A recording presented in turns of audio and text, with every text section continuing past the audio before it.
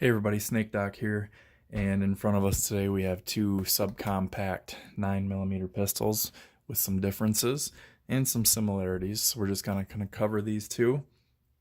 These would be considered more of your budget style pistols, usually around the 200 to 220 or less mark. And what we have here is my g2c PT111G2. This is not a g2c. Obviously, it has the lock system, which has been disabled. If you watch my other video, you can see I have the single action only trigger on there. I've got the upgraded Lakeline sights, and this pistol, as we know, is a double stack capacity of 12 rounds in this magazine. This comes with 2 magazines from the factory. Takes down like a famous Austrian pistol, aka Glock. Has manual safety. You don't have to use it. You can use it. If you engage it, you can't retract the slide without it. And then there we have nothing, and then we can turn it off, and there it fires. So that is the double stack offering, and I just have some holsters. I don't carry it in this. This is just a Black Scorpion Gear pocket holster that I use with my LCR, or potentially this, which I picked up today, and this is kind of why I'm making this video. Here we have a Kel Tec PF9. So this is one of the original super slim 9mm single stack wonder pistols. This has a 7-round mag capacity. This normally would come with 1 magazine. I picked this up used at a LGS local gun store this morning, and this has it came with 2 factory magazines. I believe these ship with a pinky extension too. Being this was used, it didn't have that. As you can see in the reflection here, that this is a polished blued slide. There you can see how shiny that is with some fingerprints and stuff all over it, because it's a really glossy finish.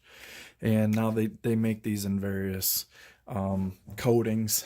Like there's some that are green, some that are tan.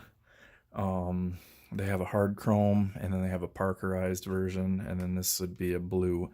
I called KelTec and gave them my serial number today and talked to them to find out what year this is from, and this is a 2008. So as you can see here, I put a piece of bicycle inner tube on here. Just gives you a little bit better grip. Not that the factory grip is bad, but usually on these, the polymer is kind of slippery. It doesn't have texturing like the Taurus pistol does. So rather than mess around with friction tape or stippling on it, I just threw a chunk of inner tube on there, and that gives you a little bit of a tackified style grip. So what we have here, again, single stack, super thin, 7-round plus 1 in the chamber, so an 8-round capacity, and this one would be a 13-round capacity. So we're going to kind of do some comparisons here. You can see they're about the same length, but you can see that there's a pretty good difference in the slide width there. It's not horrible, because the Taurus is really slim for being a double stack pistol, and then you can definitely see that there's going to be a difference in the grip width there. So we're going to kind of look at that. You can see that this has a leaf spring on the extractor here that is held in by that screw, and I believe that screw also holds in the firing pin on these. This is double action only trigger. It says you're not really supposed to dry fire these, but I think one will be okay. So Lord knows I've done a few of them today on this to make sure everything was good. So I'll kind of show it this way. There's a pull to the wall. There's not really a wall, it's just you can kind of tell when it's about to break, and then there's your break. So it has a really long reset of 2 clicks, so you need to let both those clicks happen. The first click is the hammer getting on the hammer catch, and there you can see this is a hammer fired, and when you work the trigger, the hammer articulates, but it doesn't really come out too far back here. So this is a chassis style pistol. it has a aluminum subframe in here that basically controls, or has all the controls in it, and that's what the Ruger LCP and the Security 9 and the SCCY Sky pistols, they're all based off these Kel Tec designs, which George Kellgren is the originator of. They have a hammer spring that runs down here. This has a cross pin right here that catches that, and that provides your tension to your hammer.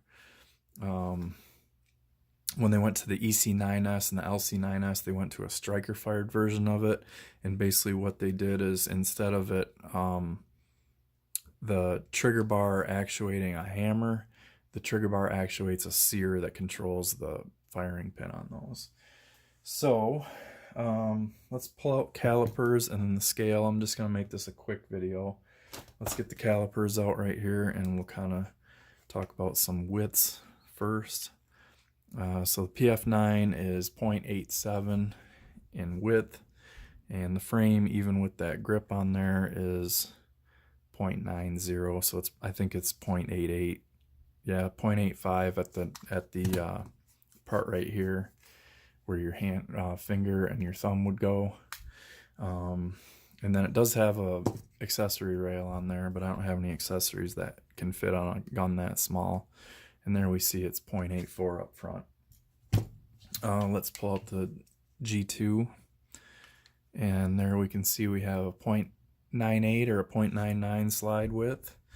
And let's look at a frame width. Here we have 1.06 for the frame width. But again, double stack pistol, 12 round capacity plus one in the chamber, and you can run SIG P226 mags or Canic TP9 mags in here without messing with notches or anything. And the Taurus 24/7 17 round mags will fit in there. I do have one of those for this. Let's get the scale out. These are just, this is an inside the waistband holster that is one of the African game ones. I run this with the LCR that I have, and then it is an absolute perfect fit for this one as well. And I believe actually this Taurus probably fits it too. Yeah, it does. So that's kind of cool. I got like 3 different options there. Let's pull the scale out and try and get that without a glare on it so you can see that. This will be in ounces. Unloaded pistol, 21.98, so basically 22 ounces on that. And this is the major difference here, 14.85 ounces with the rubber grip on there. So I think without the magazine it's like 12 point something. Yeah, 12.84. So super lightweight, almost well, it's full 8 ounces. It's full 8 ounce difference there, so a half a pound of difference.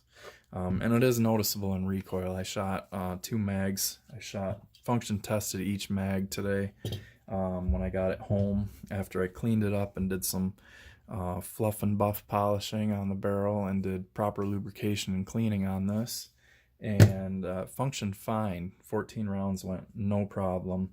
Recoil is stout but not unmanageable, and it's not painful at all.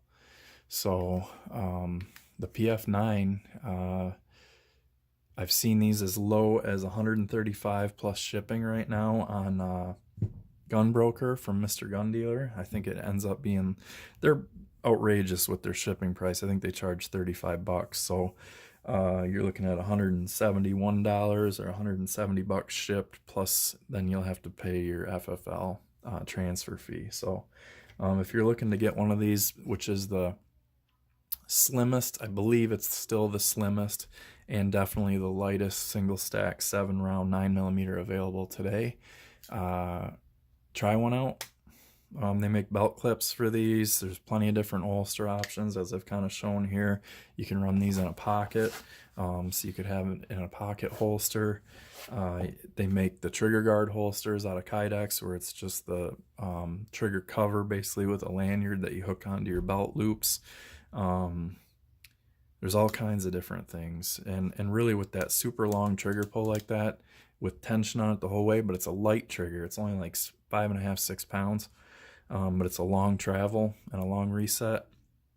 There are people that carry these uncovered trigger guards. So hopefully that was informative for you guys. So I always like bringing out stuff and kind of showing stuff for the budget-minded people, because there are good options that are sub $300 out there. So if you had $300, that would get you ammo, a nice usable holster. These holsters are both around $8 to $15. So and then you'd be able to get ammo, your holster, and your firearm. So that's one way to stay protected. Appreciate you guys watching. Shoot safe.